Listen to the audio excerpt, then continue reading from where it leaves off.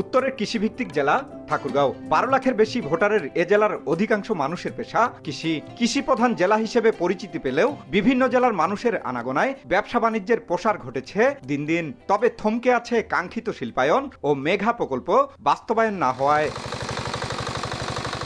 এখানকার কৃষকের সবজি রাজধানী সহ বিভিন্ন জেলার চাহিদা মিটিয়ে যাচ্ছে বিদেশেও। তবে ন্যায্য দাম না পাওয়ার পাশাপাশি দীর্ঘ সময়েও গড়ে ওঠেনি কৃষিভিত্তিক কোনো শিল্প, ফলে বাড়ছে বেকারত্ব।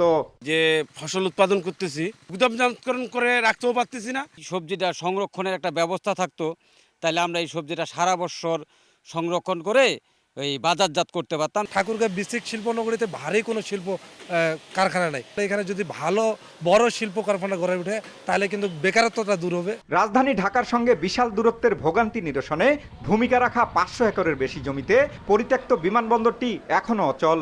খুঁড়িয়ে খুঁড়িয়ে রংপুর বিভাগে একমাত্র ঠাকুরগাঁও সুগার মিল চালু থাকলেও লোকসানের অজুহাতে 2 যুগের বেশি সময় ধরে বন্ধ রেশম কারখানা। 1987 সালে গড়ে ওঠা বিসিক শিল্পনগরীতে প্লাস্টিক, আটা, ময়দা, বেকারির কারখানা ছাড়াও গড়ে ওঠেনি বড় কোনো কারখানা।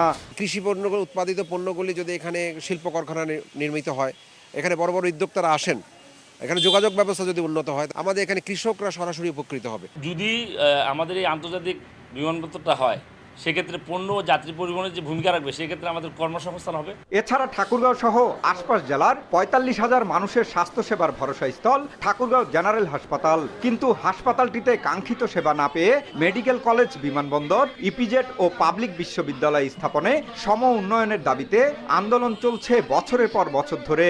এইখানে একটা হাসপাতাল, মেডিকেল কলেজ করা খুবই দরকার, তাহলে আমরা এই এলাকার মানুষ উপকৃত হবে। জনগণের মৌলিক অধিকার আদায়ের জন্য বছরের পর বছর রাজপথে আন্দোলন করা হয়েছে। আমরা চাই আগামী বাংলাদেশে আমরা যেন এই বৈষম্যের শিকার না হই।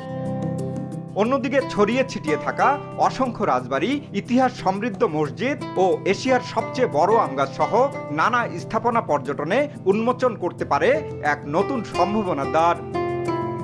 বরাদ্দ বৈষম্যের শিকার না হলে মৌলিক অধিকার বাস্তবায়নের পাশাপাশি আগামীর বাংলাদেশে উত্তরের জেলা ঠাকুরগাঁয়ের মানুষের প্রচেষ্টায় উজ্জ্বল অর্থনৈতিক জেলা হিসেবে পরিণত হবে।